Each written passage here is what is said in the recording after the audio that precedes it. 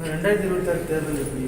அதே எப்பவும் போலதான் நடக்கும். ஓட்டு பெட்டி வச்சிருப்பாங்க, நம்ம போய் போட காசு கொடுப்பாங்க. விஜய் வேற வந்திருக்காரு, அவர் கூட நீங்க கூட்டணி அமைக்க வாய்ப்பு இருக்கா? இல்லை அதே மாதிரி இல்லை அது தம்பி அவர் நான் தனியாக நிற்கிறேன், நாங்கள் தனியாக போட்டி போடுறோம். எப்பவும் போல தனித்து போட்டி போடுறோம். அது அவர் தனித்து போட்டி போடுறாரா என்ன செய்கிறாருன்னா அவர் தம்பி தான் முடிவு எடுக்கணும். நான் அதில் கருத்து சொல்ல முடியாதுல்ல, கருத்து சொல்ல முடியாது. நாங்கள் தனியாக போட்டி போடுறோம். ஏன்னா இது நாங்கள் முடிவெடுக்கிறோம். இது எங்கள் கட்சி. வெள்ள நிவாரண நிதி கொடுக்கும்போது அவர் எல்லாத்தையும் அங்கே வர வச்சு கொடுத்தாரு, அந்த ஸ்பாட்டுக்கு போகும். அதை நீங்கள் எப்படி பார்க்கணும்? அதை நான் சொல்லிட்டேனே, கொடுக்கணுங்கிற எண்ணம் இருந்து கொடுத்ததை தான் நீங்கள் பார்க்கணும்.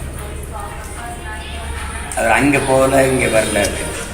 நான்னா போயிடுவேன், நான் போய் நின்றுருக்கேன். பல இங்கேயே ஊட்டியில் நிலச்சரிவு இதெல்லாம் வரும்போது நான் ஒரு வாரம் தங்கியிருந்து வேலை செஞ்சதெல்லாம் உங்களுக்கு தெரியும். கேரளாவில் பாதிக்கப்பட்டதுக்கு நான் போய் வேலை செஞ்சேன். அங்கே என்ன பண்ணாங்க தெரியுமா? என்னை கைது பண்ணி காவல் நிலையத்தில் வச்சாங்க. காரணம் எங்கள் கொடி யாரோ சொல்லியிருக்கா நாங்கள் ஏற்றிட்டு. அப்போ அந்த மாதிரி நாங்கள் வேலை செய்வோம்.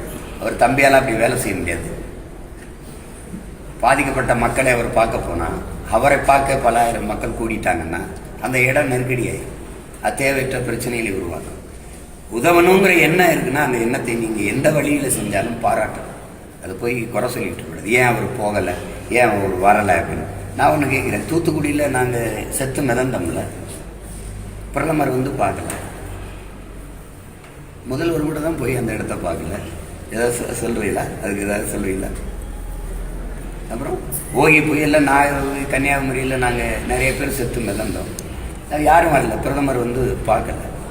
அதுக்கு ஏதாவது ஒரு ஆறுதல் வார்த்தை கூட எங்களுக்கு நாங்கள் செத்த போது இது பெரும் பேரிடர், பெருந்துயரம், இந்த துயரத்தில் நான் பங்கேற்கிறேன், விரைவில் மீண்டு வர நம்ம எல்லாரும் சேர்ந்து உழைப்போம் அப்படின்னு ஒரு சுட்டு செய்தி கூட போடலையே.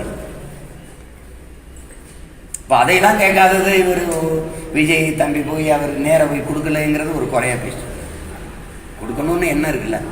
இதை பாருங்க, 27 நவம்பர் அந்த மாதத்தில் 27 தம்பி உதயநிதிக்கு பிறந்தனர். ஒரு நாள் கொண்டாடிட்டு விட வேண்டியதானே? வெள்ளத்தில் செத்து கள்ளக்குறிச்சி, ஒரு திருவண்ணாமலை, திண்டிவனம், கடலூர் எல்லாம் மக்கள் விறந்துக்கிட்டு இருக்கும்போது தினா கொண்டாடிட்டு இருக்கீங்க. அந்த செய்தி வரும்போது மக்கள் மனநிலை என்னவா இருக்கும்? அதையும் நீங்கள் அதை தான் நீங்கள் பேசணும். அதை யாருமே பேசலையே. நீங்கள் நாங்கள் போவோம், நான் போவேன். இன்னைக்கு நான் திட்டமிட்டேன், வழி இல்லை, போயிட்டு நாளைக்கு போயிட்டு நான் போவேன். போய் மக்களை போய் பார்ப்பேன். பாதிக்கப்பட்ட மக்களுக்கு எங்களால் முடிஞ்ச உதவியை செய்வோம். அது தேவையற்றது. என்னை கேட்டால் போராடுவதற்கு எங்கள் ஐயா மருத்துவர் அவர்கள் ராமதாஸ் அவர்கள் சொல்கிற மாதிரி போராடுறதுக்கு எத்தனையோ வழிமுறை இருக்குது.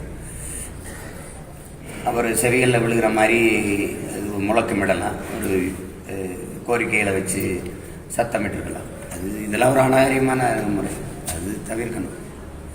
அது அப்போ நாளைக்கு சேர விடுவீங்க, அப்புறம் கல் எடுத்துடுவீங்க, அது நல்ல அணுகுமுறை இல்லை. எதிர்ப்பை, மக்களுடைய எதிர்ப்பை உணர்த்துவதற்கு, வெளிக்காட்டுவதற்கு எத்தனையோ வழிகள் இருக்குது. ஜனநாயக முறையிலே வழிகள் இருக்குது. அதை ரசிக்க முடியாது, ஏற்க முடியாது.